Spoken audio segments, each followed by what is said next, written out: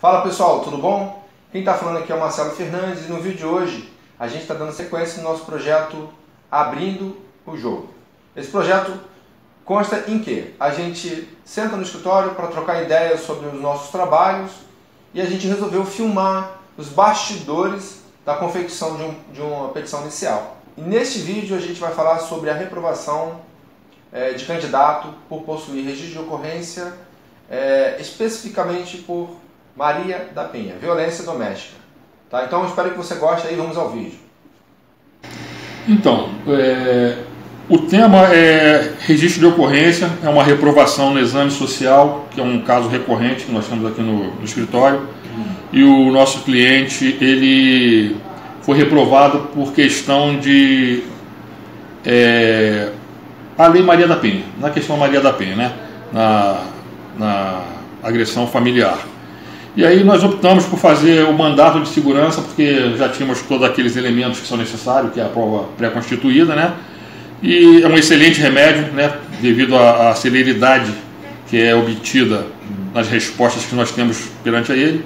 Fundamentamos normalmente aí na Constituição, né? Tanto estadual quanto principalmente a federal, e alguns artigos da Lei 443 de 81. A gente fundou aí a pessoa coautora, né, a autoridade coautora, o chefe do Centro de Recrutamento e Seleções, e a gente está requerendo normalmente que o candidato possa adentrar, né, a próxima etapa, que é o concurso, é o curso de formação, né? Entendi. E deixa eu te fazer uma pergunta. Você tem a certidão de reprovação aí? Sim, nós temos a certidão de reprovação. Qual foi o motivo da reprovação? Só um minuto, deixa eu abrir aqui. Diz a certidão o seguinte: durante o exame social e documental foi constatado em desfavor do cliente o RO de número tal, no qual o candidato figura como autor de lesão corporal provocada por socos, tapas e pontapés e ameaça contra sua companheira no dia tal, que após o episódio a vítima foi obrigada a abrigar-se na casa da genitora e que motivou a solicitação da medida protetiva, alegando comportamento agressivo do candidato. E o tal fato gerou um processo de número tal aqui. Consta ainda um outro RO, no qual o candidato figura como autor de ameaça, injúria e violação de domicílio.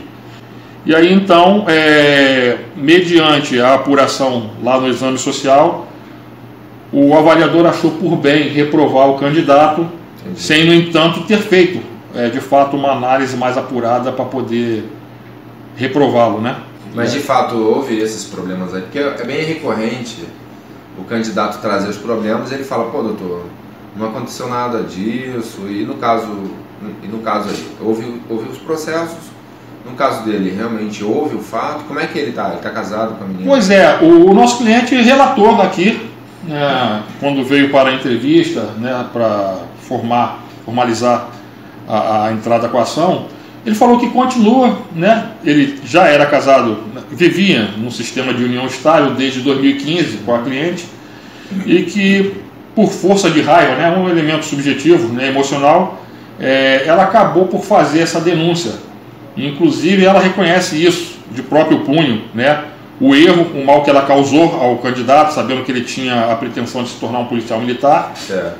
Eles constituíram essa família, dessa família advém um filho, né? Como a gente já viu ali, tem um registro de ocorrência que cita a criança, mas aparentemente foi um mal entendido, né? E que no momento de raiva a pessoa, com a finalidade de se proteger e também prejudicar a outra, acabou falando fatos inverídicos, né, contra o rapaz. Entendi. É interessante que isso é bem recorrente, né? Sim, sim. E aí houve o registro, teve processo, né? Pelo jeito aí teve pelo menos 2 processos judiciais. Isso, tiveram 2 processos, né?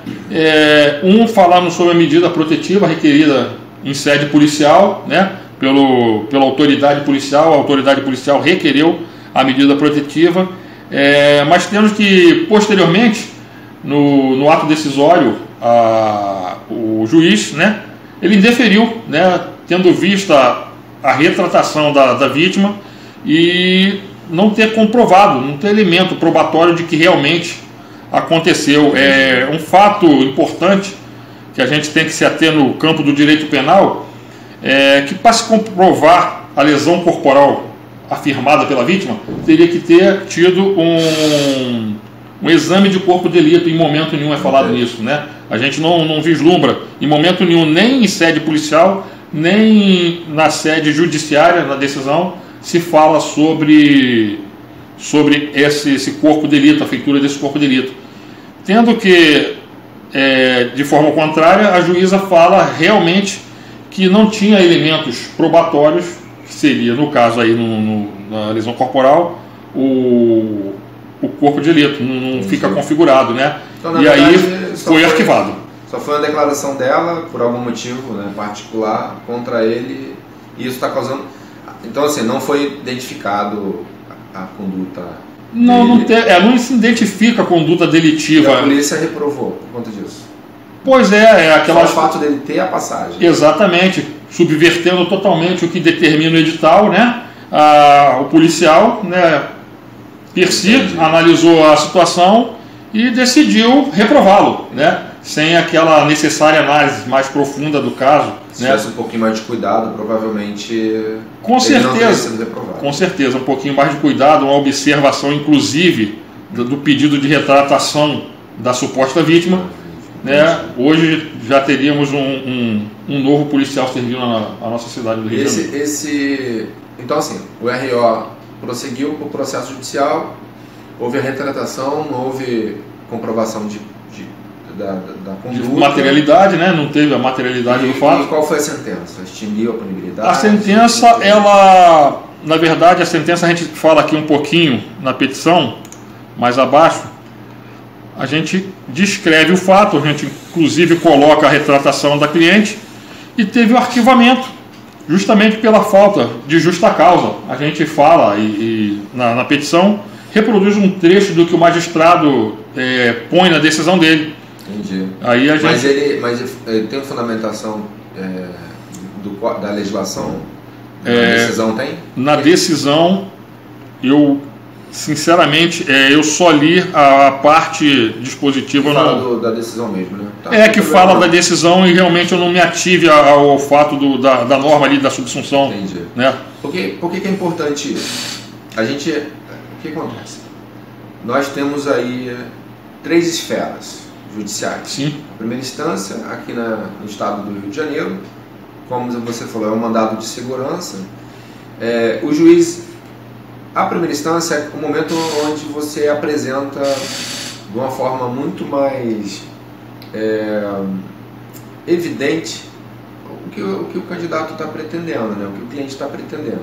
Então ali, eu acho que esse é o momento que realmente a gente consegue demonstrar para o Poder Judiciário se realmente houve um problema ou não houve, né? Claro que o Estado vai ter o momento dele de se manifestar, mas o que é importante aqui? A gente levar essas provas, fundamentar o processo nos artigos da Constituição, nos artigos da Constituição Federal, Constituição Estadual. Se tiver legislação estadual ordinária, a gente tem que fundamentar também. E por que eu perguntei sobre a decisão no processo criminal? Porque a gente sabe, houve a extinção da punibilidade porque não houve comprovação. O fato de não ter a comprovação não quer dizer que a pessoa não fez. Sim. Né? Então é por isso que a polícia acaba ficando na dúvida. Pô, será que ele fez ou será que ele não fez? Porque é bem recorrente as mulheres irem lá e fazer a denúncia, mas também quando não existe a conduta criminal, mas também é muito recorrente a pessoa que é casada fazer a denúncia e porque para evitar prejuízos para o companheiro, para o esposo, ou para a família mesmo, ela vai lá e retira a ocorrência dizendo que não houve nada, né? Aqui realmente está comprovando que não houve nada. Só que a justiça, a polícia militar, apesar de a gente ter feito essa crítica, ela fica na dúvida. Então, qual a missão que eu sempre tento orientar os clientes, os candidatos? A missão dele, durante o exame social e documental, é apresentar o máximo de documentos para o avaliador. E é importante que esses documentos fiquem na mão dele. Ele apresente os originais, tira a cópia, porque se for reprovado, ele não precisa providenciar tudo novamente. Então é importante isso aí.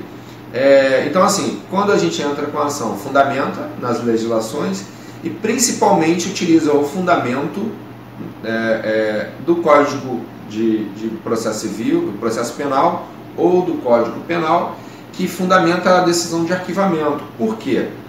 Como a gente entra pode ser que a gente não ganhe a liminar, pode ser que a gente não ganhe uma sentença, ou então não ganhe na segunda instância, ou seja, a primeira instância e a segunda instância o candidato pode vir a perder, né? Se a gente não conseguir comprovar isso, provavelmente vai perder.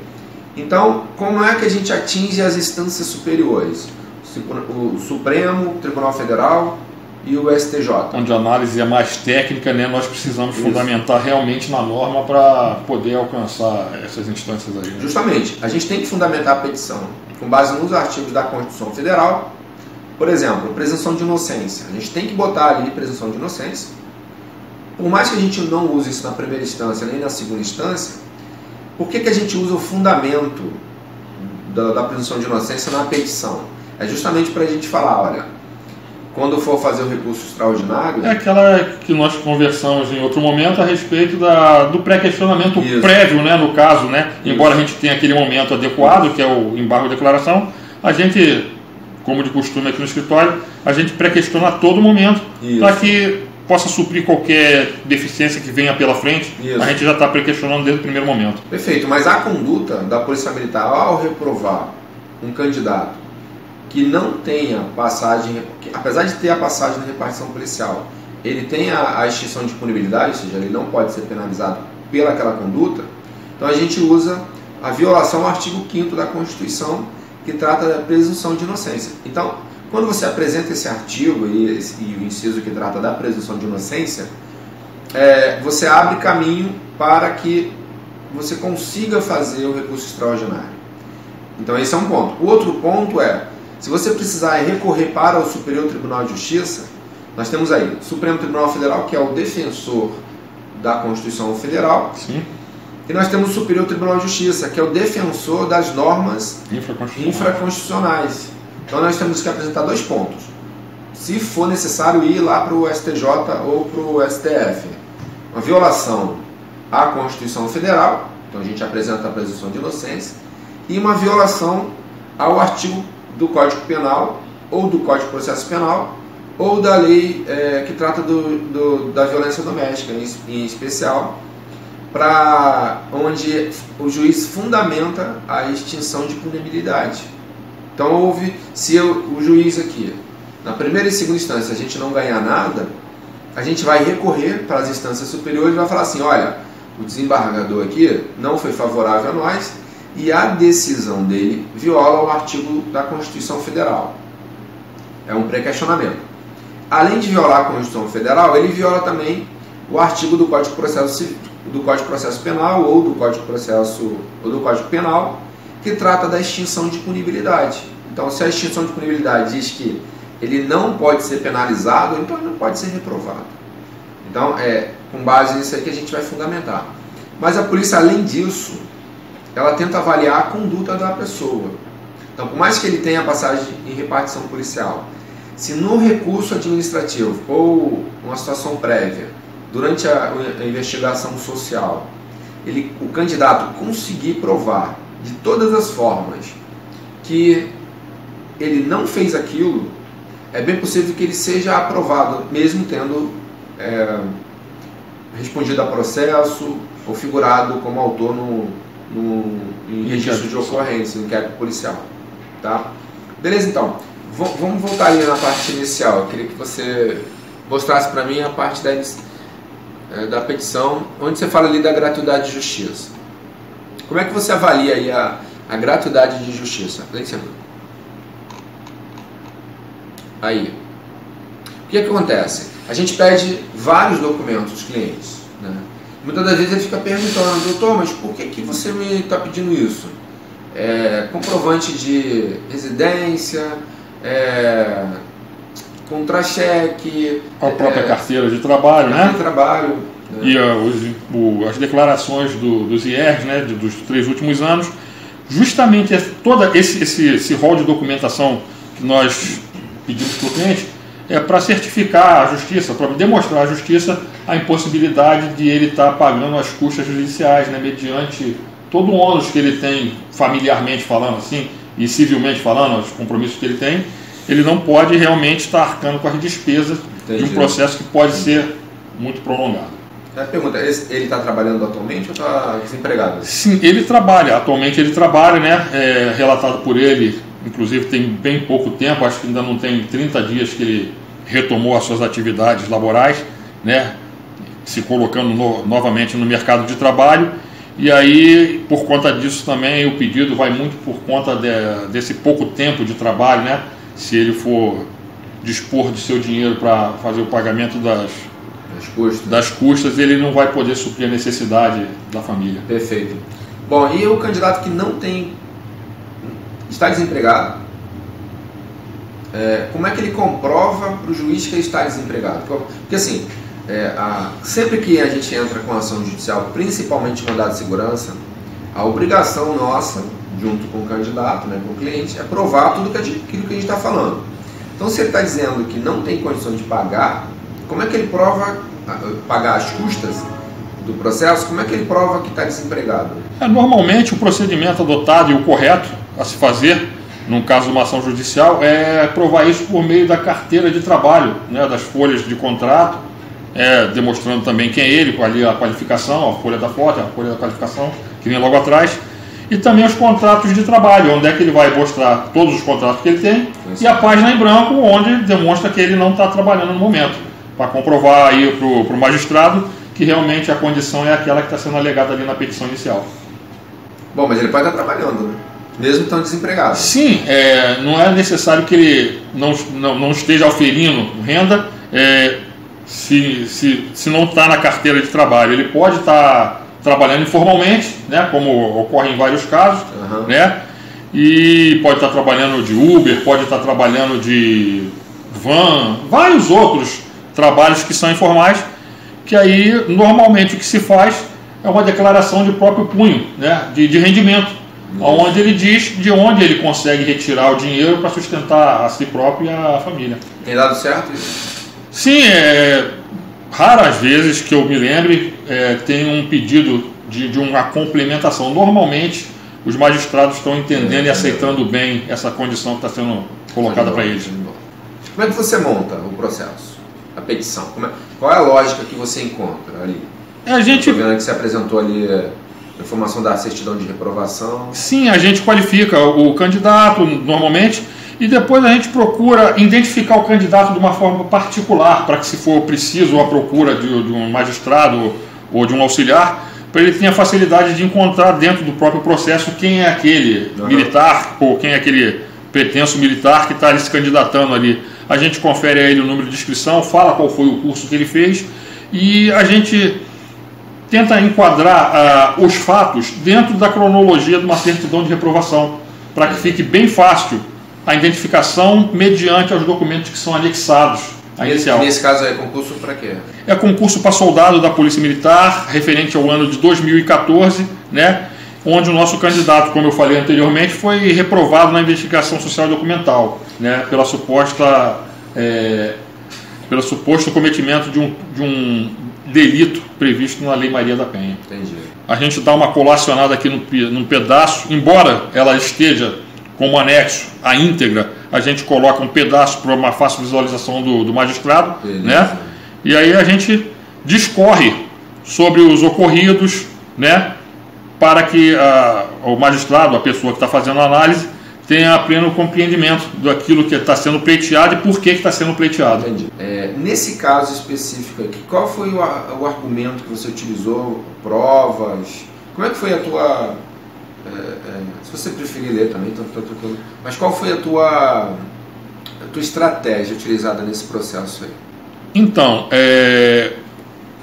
basicamente, a gente fundamenta uma questão dessa, ou pelo menos eu tentei fundamentar essa questão, em dados documentais, né? Que a gente começa aí com um relato de próprio punho da pessoa, da suposta vítima, negando o fato, explicando por que aquele fato... Pera, eu não entendi. Ela fez um registro de ocorrência dizendo que foi violentada, Sim. ameaçada, teve processo judicial, na verdade teve 2, pelo que eu estou vendo, teve 2, deflagraram 3, no total 3 processos, né? Uma, como é que é o nome daquilo? Medida protetiva, um processo principal de um registro de ocorrência, de um evento, e depois teve um outro evento que foi também extinto a punibilidade. Foi isso que eu estou observando ali na certidão de reprovação. Beleza. Ela foi lá e disse que não foi isso que aconteceu. Pois é, ela reconheceu, né, isso de próprio punho. Ela reconheceu que não foi da forma que foi dito em sede policial. A gente já está nervosa. Ela alega um elemento raiva, né, porque questões de família sempre envolve uma questão subjetiva e afetiva que acaba gerando essa situação de descontrole emocional. E ela relata que teve um descontrole emocional em momento de discussão, sabedora ela que era do fato do seu companheiro estar querendo adentrar as fileiras da Polícia Militar. Provavelmente, né? Ela chegou e fez essa declaração, né, e depois reconheceu de próprio punho que ele era um bom pai. Inclusive isso é dito aqui na nossa inicial, no nosso mandado de segurança. Reconhece que ele era bom pai, que ele era bom marido, mas que no momento de raiva acabou por falar isso, tentando prejudicá-lo nesse sentido. Então, de fato, não houve nada. Pois é, o que nos parece, na verdade, é que realmente não houve. Foi aquele elemento subjetivo que eu estava falando, particular, né, emocional da raiva, e ela relata, inclusive, naquela carta de próprio punho, onde a gente também, além de juntar como anexo, a gente colaciona um pedaço, né, para aquele fator de mais fácil visualização para a pessoa que está fazendo a análise. E ela fala que realmente o esposo não cometeu esses atos, que ela se arrependeu de ter feito mal da forma que foi, relata a idoneidade do nosso cliente. Entendi. Dizendo que ele é bom pai, que ele é um excelente marido, e que ela inclusive tentou retirar em sede policial a acusação, mas que não foi possível, de onde se gerou o processo, e daí do processo a análise também dessa documentação apresentada por ela, né, de livre espontânea vontade, o magistrado entendeu por bem arquivar o processo extinguindo a punibilidade. Entendi. Agora, cara, eu tenho uma dúvida. Puxando uma linha desse raciocínio aí. Às vezes a gente atende candidato foi reprovado, mas ele não consegue a declaração da pessoa, da suposta vítima. Ele conta a mesma história, dizendo que não foi nada disso, e por algum problema, às vezes ele não tem mais contato, foi uma pessoa que ele namorou há muito tempo atrás e tal. E como é que a gente procede? Porque nesse caso aí a gente faz o mandado de segurança de boa porque tem as provas. Nesse caso aí, não é arriscado fazer o mandado de segurança? Como é que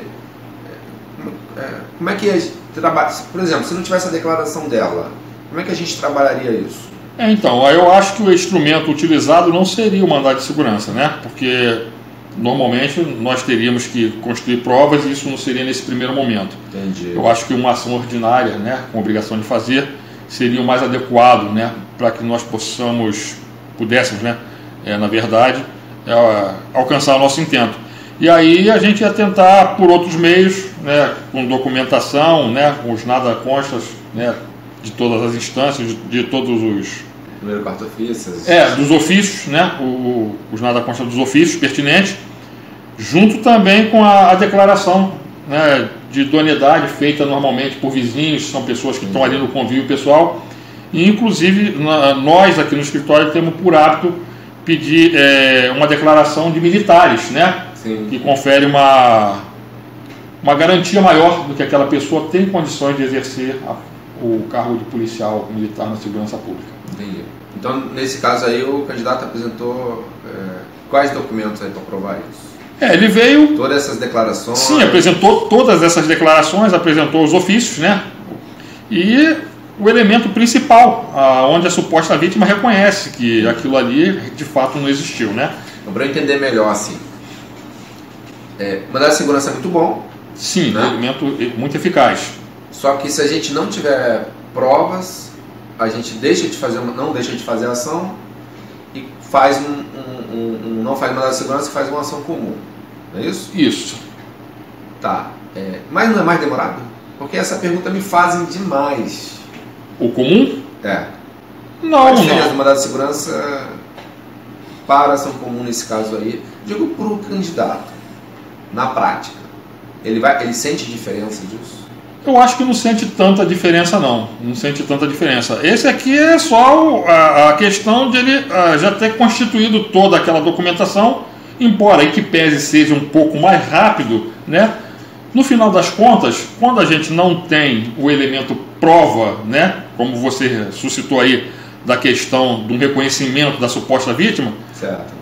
A gente vai caminhar pelo procedimento ordinário e, tendo tudo encaminhado conforme as provas, não demora tanto assim o atendimento, porque a gente pede também a tutela de urgência e tem sido conferida com recorrência, né, nos processos que a gente tem ajuizado aí, e acaba por ser um delay muito pequeno, né, da atuação do mandado de segurança para a ação ordinária. Entendi. Nesse caso aí, para a gente exemplificar, quem é que reprovou esse candidato? Qual foi a autoridade aí? A autoridade coatora é o chefe do CRSP, né, o Centro de Recrutamento e Seleção de Praças. Há pouco tempo atrás eu vi que algumas ações, não feitas por nós, né, alguns outros advogados, até a própria Defensoria Pública, eles impetram um mandado de segurança contra o comandante-geral. A gente não poderia fazer comandante-geral também? Poderia ou não? Porque assim, na certidão de reprovação, quem é a autoridade coatora nesse caso aí? Puxa ali para mim. Quem é que reprovou o candidato?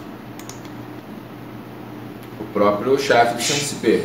Nesse caso aí, nós estamos entrando com o mandado de segurança contra o chefe do CRSP, que realmente é a autoridade coatora.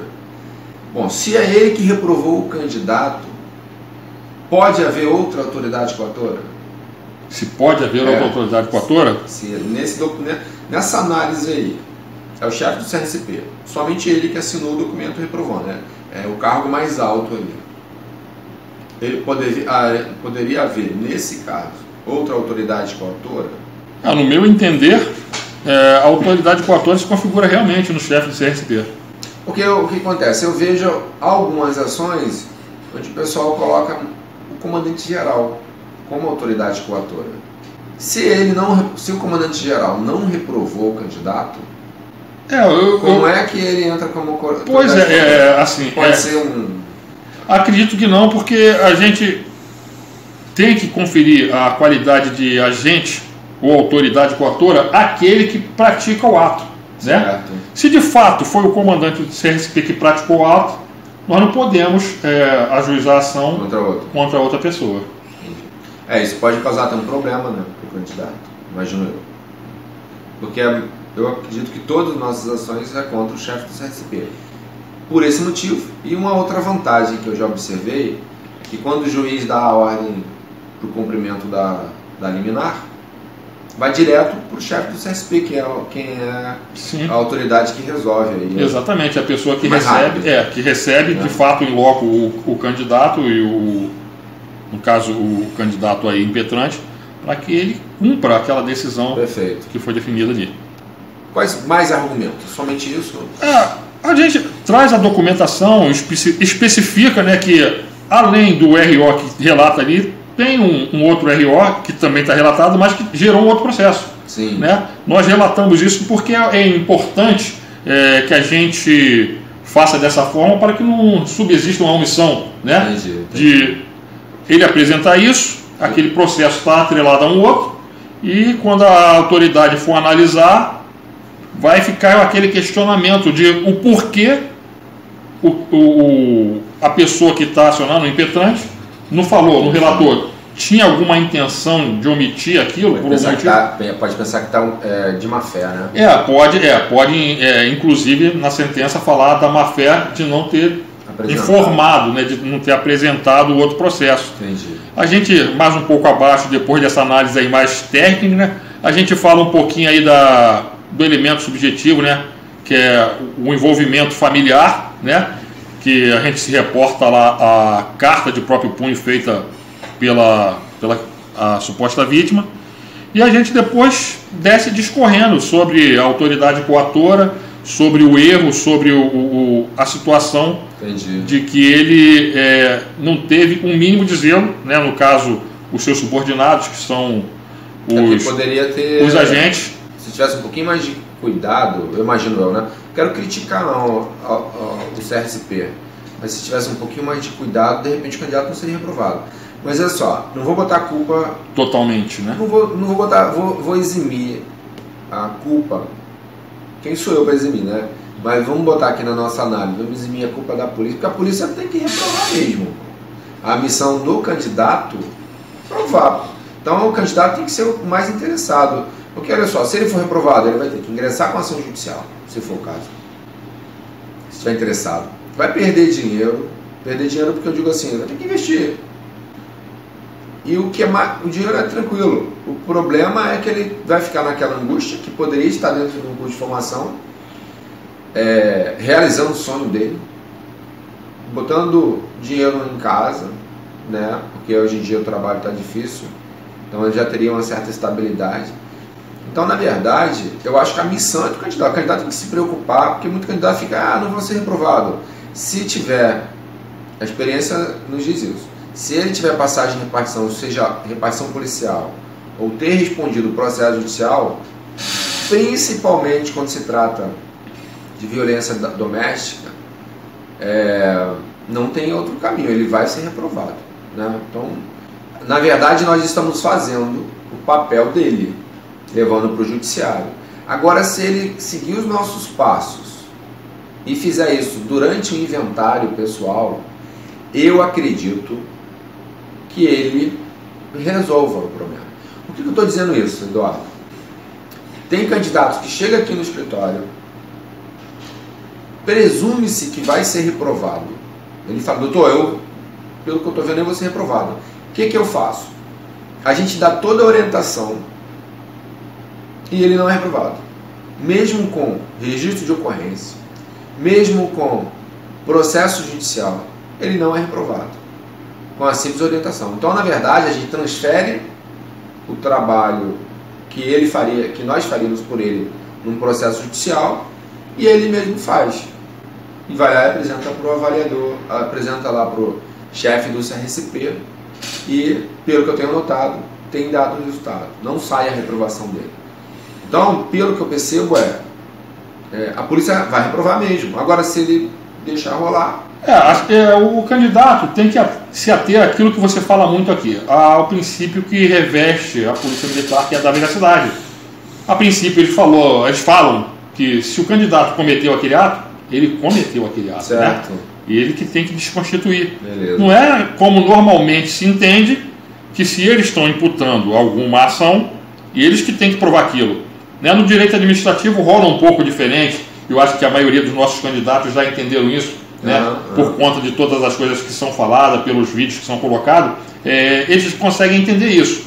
Alguns que chegam até a gente um pouco, digamos, cru a respeito da situação do direito administrativo, ou que não tenham acompanhado, ou que não acompanhem, ou que não sigam, né, o escritório e você em particular nas redes sociais, eles acabam cometendo esse erro de achar que não tem que provar, que quem tem que fazer é a parte contrária. E aí cabe, como nós temos feito aí nesses anos, instruí-los para que a gente sejamos exitosos, tanto o cliente quanto a gente, nesses procedimentos. Então, se o candidato tivesse um pouquinho mais de cuidado, né, talvez ele evitasse a própria reprovação, né? Aqui embaixo a gente vai discorrendo realmente sobre os elementos constitucionais, uma fundamentação, sobre princípios, né, esculpidos na Constituição, que é o pré-questionamento que você está falando, né? Isso, faz parte do pré-questionamento, que é uma visão ampla que você teve lá no início e passou para o escritório, essa formalidade de a gente ter um pré-questionamento prévio, né? Para que, porventura, em algum momento ocorra uma dificuldade de pré-questionar no embargo de declaração, que tem um prazo muito exíguo, a gente consiga realmente subir o nosso recurso, né, para as instâncias superiores, mediante a existência já de um pré-questionamento. Mas só se a gente perder, né?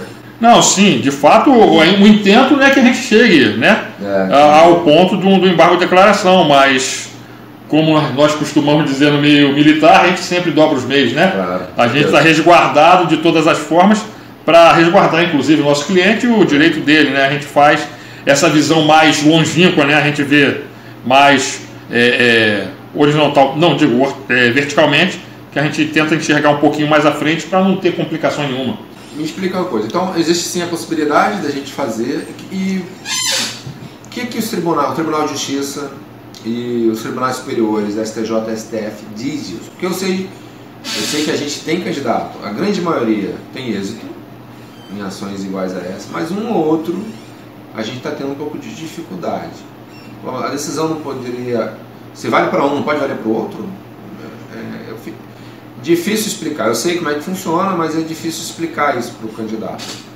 E o que você pensa disso? Qual é o posicionamento? O que você falou para o candidato sobre esse assunto aí? Em linhas gerais, o que nós temos é o seguinte: os tribunais, todos eles, né, tanto o estadual quanto as instâncias superiores, eles entendem que não é possível uma reprovação por conta de apenas figurar o candidato num procedimento de sede policial ou então no processo judicial que não esteja julgado com uma sentença penal condenatória. Você imagina se eu chegar aqui ir ali agora na delegacia e falar que você furtou meu relógio? Pois é, né? E aí... Sem ter furtado. Exatamente. Você cai naquela esparrela do policial fazer o registro de ocorrência, sem saber se aquilo é verdade ou não, sem ter uma devida apuração. E você que está prestando um concurso, está complicado, está realmente reprovado por conta de uma infundada acusação, né? Mas aí o que nós temos a nosso favor é o seguinte, é o entendimento, como eu estava falando, dos tribunais, tanto aqui no nosso estado, né, como das instâncias superiores, que não se pode, né, não se deve reprovar um candidato que tenha figurado em sede policial, aí no caso de uma reprovação, né? A gente passa isso para o candidato, a gente demonstra por meio de decisões, mostra por meio de jurisprudência, que tudo isso que nós estamos falando não é uma mera falácia, está embasado em dispositivos legais e também em jurisprudência, né, em julgados, para ficar mais fácil o entendimento, ficar claro que o direito dele é plenamente pleiteável e é um bom direito. E por que tem candidatos que não conseguem? A gente mesmo tem cliente aí que está com um pouquinho de dificuldade, principalmente quando tem registro por violência doméstica. Pois é, eu acredito nessa situação que aí sejam situações mais no âmbito da justiça estadual, onde o julgador toma aquilo por um elemento subjetivo, não técnico, né? Análise em sede de tribunal regional, eles são, como direi, mais passivos, mais sugestivos, né? A tomar aquilo pelo coração e não pela técnica, diferentemente do pessoal dos tribunais superiores, né? Dos ministros dos tribunais superiores, que analisam totalmente a técnica, onde o êxito tem uma probabilidade mais forte de... É por isso que é importante que o candidato, o cliente, seja quem for, conosco, ou com a Defensoria Pública, ou com o advogado, ele apresente o máximo de documentos. Por mais que o juiz tende a pesar a decisão dele em favor do Estado, se o candidato conseguir provar realmente que aquilo ali foi um equívoco e tal, no caso aí, por exemplo, a juíza, pelo que eu vi, a juíza do processo criminal, ela sequer recebeu a denúncia. Sequer recebeu a denúncia. Então, não houve nada, apenas houve um registro. Então, esse cara está sendo, vou dizer para você, injustiçado. Na minha análise, depois de ler a decisão da magistrada, eu entendo que ela julgou ser atípico o fato, né? Não houve o fato. Não houve aquele fato do jeito que foi contado, né? Perfeito. Sendo um fato atípico aí no caso. Então a gente tem uma probabilidade muito boa de ter êxito nesse processo aqui específico. Exatamente. O que a gente tem é aquela pretensão de chegar a uma decisão favorável e dentro dos elementos apresentados pelo cliente e proposto pela gente dentro da ação, a probabilidade é enorme, né? Diria eu, enorme, né? Para que seja concedido o direito do cliente. Beleza. Vamos lá. Sobre a questão toda da liminar, o pessoal fica bem ansioso. Nós temos um curso em andamento, né? A gente tem um pouco mais de dificuldade quando não tem curso nenhum. E como é que ficou aí no processo, no pedido? Como é que se apresentou essa questão liminar e como é que a gente costuma ter êxito? Qual a tua avaliação, qual é o teu posicionamento aí na petição inicial sobre a questão da liminar? A liminar é aquela história do momento que muita gente confunde, né? Que seja uma peça, né, formalizada, pede a liminar, que eles chegam pedindo a liminar, vocês vão pedir, não vão pedir a liminar, vai fazer isso, não vai fazer aquilo. Mas é bom, explica melhor, né, pra gente o que é isso. Na verdade, a liminar é o momento que a gente pede a antecipação da tutela, porque tem algum motivo, né? Tem uma verossimilhança, né? O que a gente está pedindo tem uma urgência e tem uma verossimilhança do que está sendo dito com a verdade, né? A gente acredita que para um pedido, no nosso caso, que é adentrar o curso, a verossimilhança e a necessidade da urgência é a existência do curso. Então, o curso caracteriza a urgência. Exatamente, porque se a gente não tivesse o curso, qual seria a análise do magistrado? Você quer uma tutela antecipada para ir para onde? Fazer o que se não tem curso, né? Entendi. E provavelmente aquilo prejudicaria, né, a análise do magistrado. Eu vou te dar agora uma liminar para você ficar aguardando até quando? Liminar para se cumprir naquele momento, né? Liminar tem um sentido de liminar italiano, momento. Aquilo tem que ser realizado naquela hora. Entendi. Porque se você não realizar naquela hora, em outro momento aquilo vai se esvair, né? E a gente pede baseado justamente nesse fator da proximidade, da probabilidade ou da existência já de um curso, né? O direito se caracteriza bom, se caracteriza verossimilhante às alegações feitas quando tem um curso que justifica esse pedido. Entendi. E normalmente alguns clientes chegam aqui com essa falta de informação e pedem para a gente, mesmo não tendo o curso, fazer um pedido liminar. Cabe a análise aqui do profissional, que somos nós, né? Mediante a explicação, também que não cabe a gente falar que não vai fazer, sem dar uma satisfação do porquê não vai fazer, né? Eu acho que faz parte a gente explicar por que não procede naquele momento. E normalmente eles aceitam, embora em sede posterior queiram questionar alguma coisa, uma queda de liminar, outras coisas que são até pertinentes. Mas nesse caso aqui, o pedido da liminar da gente realmente tem um foco na proximidade ou então na existência já de um curso. Entendi. Então assim, para a gente conseguir comprovar que ele tem direito, a gente apresenta as provas, a declaração da suposta vítima, o registro de ocorrência, as certidões negativas. Sim, né? Dos ofícios. E como é que prova que tem curso ou não? Na prática, como é que você mostra para o juiz que tem um curso? Então, Marcelo, olha só, Excelência, eu quero eliminar, estou pedindo eliminar a Vossa Excelência porque tem um curso. Tá, e aí, como é que você prova isso para ele? Qual é o documento? Não chega a ser uma coisa tão difícil, né? O site da Exato, em que pese o não cumprimento de muitas coisas que estão ali dispostas, ele traz de forma bem explícita o início do curso, a convocação de candidatos, dias e listas, né? Que possibilitam a gente, através desse site, demonstrar ao magistrado que está ocorrendo o curso, né? Que o curso está em curso e que está havendo convocações constantes. Entendi. Porque o próprio site, como a gente pode aferir aqui com facilidade, ele confere data aos eventos que estão sendo relacionados ali na tela dele. Perfeito, perfeito. Tá, então, o pedido se baseia nisso, né? Nas provas que a gente apresentou, a liminar é com base no curso que está iniciando ou já iniciou, né? Ou um próximo que vai. Tá. Agora me explica a parte fundamental.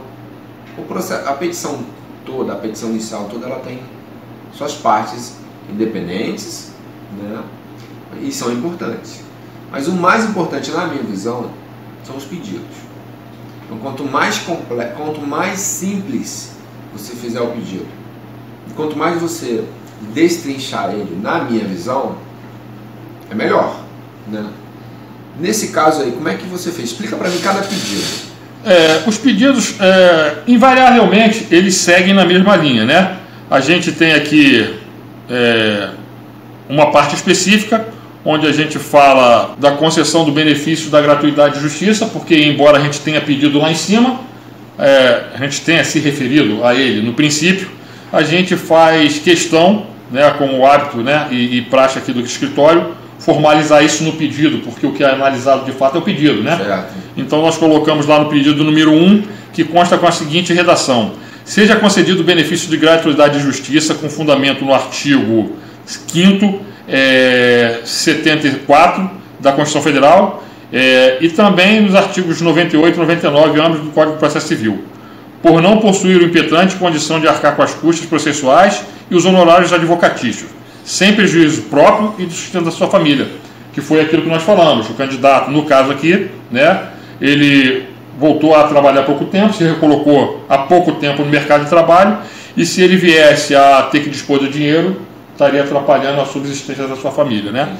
A gente segue aqui com o pedido de número 2, né, que tem a seguinte redação também: seja inaudita altera parte, e inaudita altera parte aí é um termo latim, que significa que a gente está pedindo para fazer sem que se ouça a parte adversa, né? Certo. A gente pede isso. Que seja concedida a liminar na segurança, né? Que a segurança seja concedida de forma liminar, nesse momento, para que a gente possa concluir o nosso intento aí de colocar o candidato no certame, né? A gente fala sobre a lei, né? A gente explica que estão presentes os requisitos para a concessão dessa liminar, que está ali contida no 300. Esses requisitos são aquela urgência... Exatamente, o fumo boniúrio, o perigo in mora, né? Que mais modernamente tem uma nomenclatura diferente, mas que em suma realmente é o perigo in mora, o perigo na demora. Entendi. Né? E a gente fundamenta nesses artigos aí. A gente segue, nesse caso específico, demonstrando que o perigo in mora está na residência, está na existência de um curso que começou há bem pouco tempo, né? E que alguns candidatos podem ficar apreensivos com a questão de já ter começado no dia 18, mas que a própria lei prevê um prazo de 25% do curso em andamento para que eles possam adentrar, mesmo assim, depois de começar o curso, né? Entendi. Mas lê para mim, por favor, como é que você votou? Vamos lá. Seja inaudita altera parte, liminarmente concedida segurança, requerida na forma da Lei nº 12.016, de 7 de agosto de 2009, combinado com o artigo 300 do CPC, para determinar que a autoridade coatora convoque imediatamente o impetrante para participar das demais fases do concurso, e caso seja aprovado, que seja realizada sua matrícula no curso de formação de soldados PM, inclusive participando da solenidade de formatura, caso seja aprovado no referido curso, com sua permanência na corporação até o trânsito em julgado, sob pena de multa diária de R$ 2.500, em caso de descumprimento ou outra penalidade a ser arbitrada pelo meritíssimo juiz, sendo transformado ao final. Tá, então você fez um pedido liminar, né, para entrar no curso próximo que tiver, ou não estiver em andamento. Foi interessante essa parte que você falou do percentual de faltas, né? A PM, na verdade, pelo que eu tenho observado, ela não tem colocado o candidato. Mas a gente tem mostrado para o juiz que, mesmo ele perdendo um período de aulas, aquilo não vai ser prejudicial, porque prevê isso. É previsto isso lá no regimento interno, né, do Cefap. Sim. Essa possibilidade aí. É bem interessante isso, porque a gente, mesmo o curso tendo iniciado, a gente consegue fazer com que o candidato entre posteriormente. Tá. Me explicam o seguinte: você botou multa diária. É comum o juiz botar essa multa? E se ele coloca, como é que funciona na prática? Se a autoridade coatora não cumprir a decisão, como é que funciona isso? A multa é para isso? A multa é para impingir a autoridade coatora, no caso aí o comandante do CRSP, para que ele cumpra, né?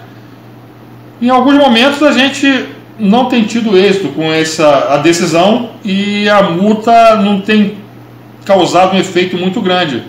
Mas em outros processos isso funciona, né? Tem uma certa relevância e eu acho pertinente a gente colocar, mesmo que não seja atendido no primeiro momento, aquele é um modo de pressionar a autoridade, né? A cumprir aquela determinação judicial ali. Entendi. Show de bola. Esse é outro pedido. A gente vai aqui pelo pedido 3, né? Requer, caso seja concedida a liminar pretendida, seja determinado o cumprimento dessa decisão por mandado a ser cumprido por oficial de justiça ou por meio da expedição de ofício, constando a íntegra da decisão que o impetente ou o patrono possam levá-la em mãos diretamente à autoridade coatora responsável pela convocação, que no caso aí é o senhor-chefe do Centro de Recrutamento e Seleções. A gente indica o endereço, né, para facilitar aí o deslocamento do oficial de justiça, se for o caso, a fim de que seja cumprido a ordem judicial, requerendo que conste a autorização expressa no corpo do ofício, o nome do patrono e do requerente, para que isso realmente seja cumprido, porque de fato o que a gente vinha observando é que se não constasse isso no corpo, não tinha uma efetividade, né? Não tinha uma efetividade o que a gente estava pedindo essa determinação. No caso aqui, eu pedi com uma urgência extrema, eu falo no prazo de 24 horas aqui, para que isso se cumpra com a maior brevidade possível. Então a gente, além tem a liminar, a gente faz esse pedido complemento, né? A gente se dispõe lá para o juiz para que ele autorize a gente a tentar ajudar no cumprimento da decisão. Né? Sim, mais uma vez aí eu entendo que é aquela história do militar que está dentro da gente, né, de dobrar os meios, porque se não for o caso do oficial de justiça, a gente está ali para, né, suprir essa necessidade o mais rápido possível. Beleza. Aí a gente segue aí pelo pedido do número 4, que faz menção seguinte: seja notificado o senhor-chefe do Centro de Recrutamento e Seleção de Praças, autoridade coatora, para que, querendo prestar as informações que julgue necessário, assim como a intimação do Estado do Rio de Janeiro, na pessoa de seu representante legal, a fim de manifestar-se. É um pedido normal, né? É um pedido normal que a gente tem que dar o contraditório, né? Sempre que está se fazendo uma ação judicial, existe o contraditório, que nada mais é que escutar a fala da outra parte, né? Perfeito. Né? Aí a gente segue aqui pelo 6, que é um pedido, embora simples, né? É um pedido que tem que ser entendido da seguinte forma. A grafia dele fala o seguinte: requer a notificação do Ministério Público. Isso significa dizer que, quando nós temos um ente público envolvido, sempre tem que ser chamado o Ministério Público para dar o parecer. Seja ele favorável ao Estado ou desfavorável ao Estado, o Ministério Público vai se manifestar. Não querendo dizer que, se nós tivermos uma manifestação desfavorável ao nosso cliente, que isso tem uma influência na decisão judicial. Pelo que, na maioria das vezes, a manifestação do Ministério Público não é favorável. O que não quer dizer que as decisões judiciais seguem assim, né? Exatamente. O juiz tem o entendimento dele e não está atrelado uma decisão, um pronunciamento do Ministério Público. Ele não tem que seguir o que o Ministério Público indica ou que o Ministério Público entende. Isso é uma formalidade, então, né? É uma mera formalidade que está no Código de Processo e que tem que ser realmente posta, né? Tá ali disposto no código e tem que ser indicada, né? Não podemos fugir disso.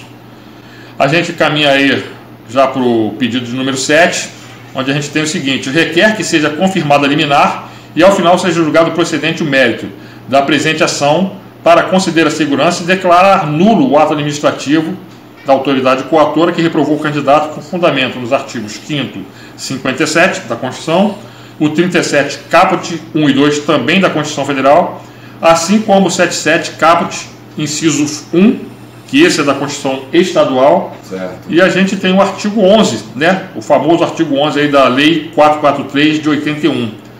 Posto que foi extinta a punibilidade na forma do 107, e aqui a gente vai complementar porque foi visto isso, né?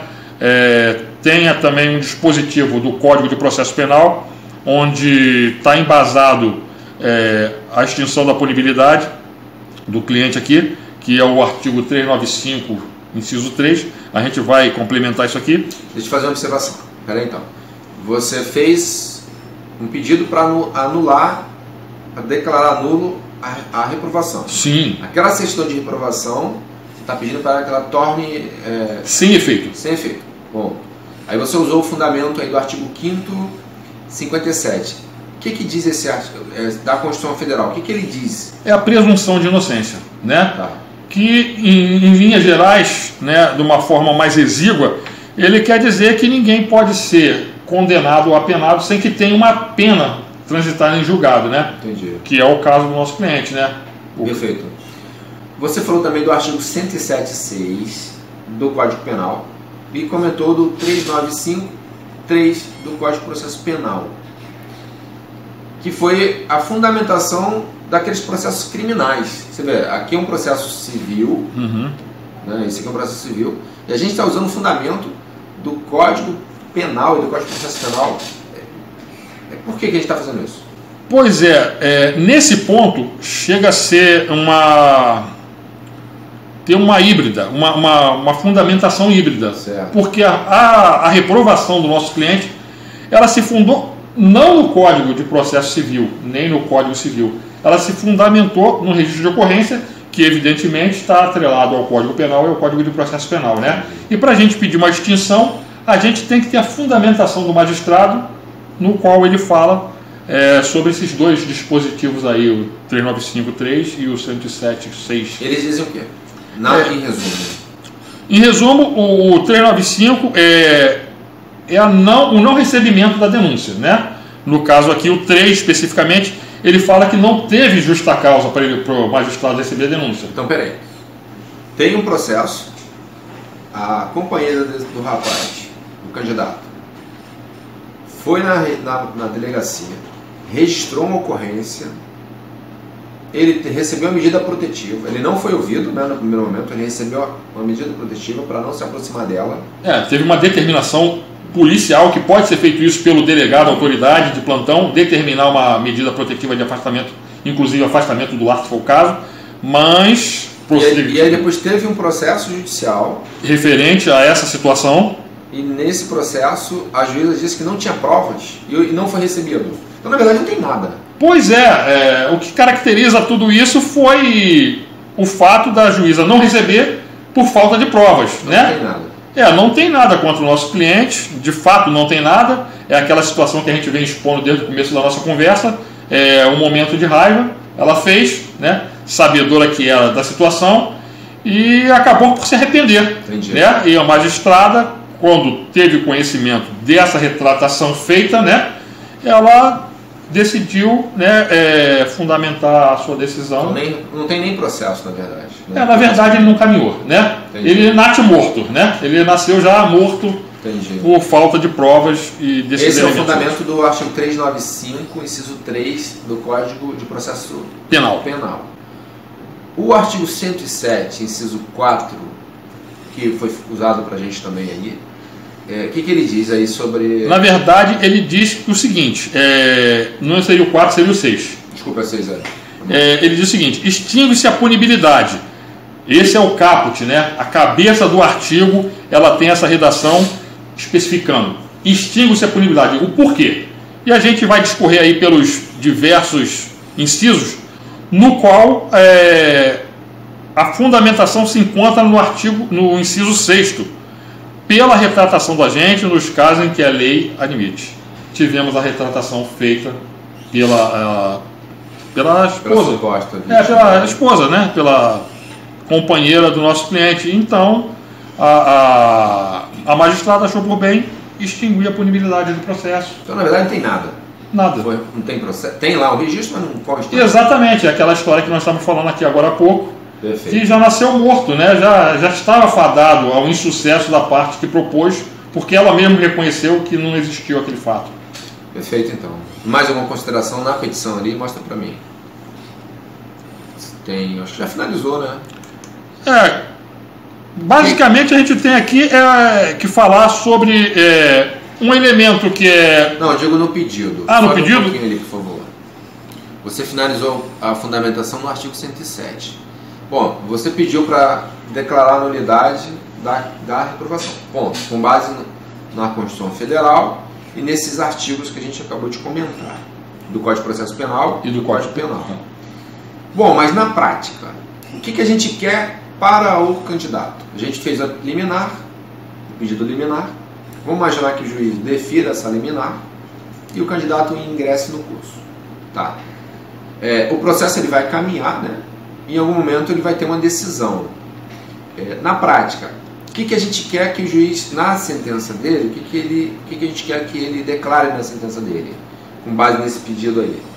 A gente quer que declare a nulidade do ato de reprovação do candidato e que isso tenha efeito anterior, né? Que retroaja, né? Para que, como se não tivesse acontecido nunca essa reprovação. E que ele também possa ser matriculado e que ele possa receber a antiguidade dentro do processo normal que ele estaria se não tivesse sido reprovado de forma injusta aí. Entendi. Uma observação importante, você está falando aí sobre essa questão de antiguidade. Então, por exemplo, se o candidato reprovou há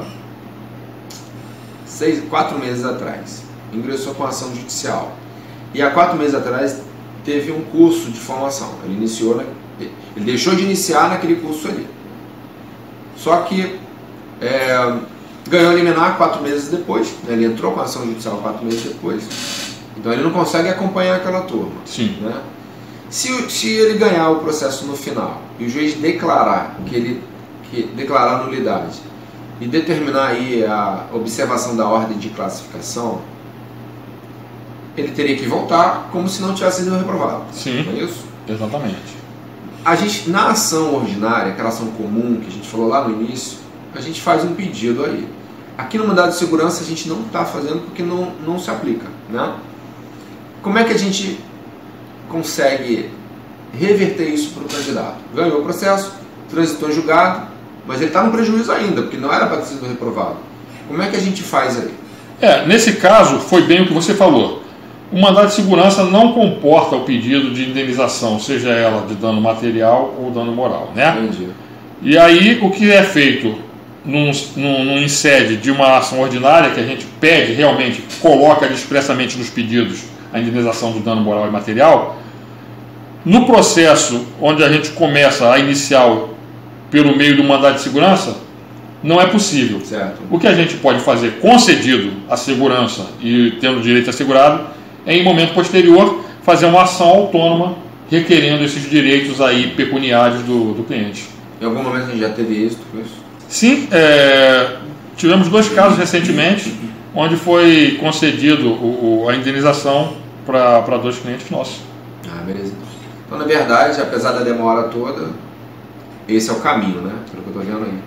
Então, beleza, Eduardo. O que a gente vai fazer agora? Bom, o procedimento agora é o ajuste fino, né? A gente vai colocar aí a fundamentação que está restando, eu vou protocolar essa ação e nós vamos partir para o fórum, né, para despachar e posteriormente a gente vai dar uma resposta do despacho que a gente pretende realmente que seja exitoso. Show. E aí, pessoal, gostaram do vídeo? Se vocês tiverem sugestões, críticas, qualquer tipo de dúvida, pode deixar aqui nos comentários que eu vou ter a maior satisfação de responder você. Lembrando, quem estiver interessado em se preparar para o próximo concurso da Polícia Militar, a gente criou um grupo no Facebook, e um grupo de estudos no Facebook e um grupo no Telegram. Eu acredito que vai ser uma ferramenta melhor para o trabalho nosso aqui. Então, se você quiser participar do grupo, tanto do Telegram, assim como do Facebook, clica aí, você vai deixar seu nome, vai deixar seu e-mail, e aí eu vou adicionar você lá no Telegram. Um grande abraço aí, qualquer dúvida, só deixar a dúvida aqui que a gente vai ter a satisfação de responder você. Um abração!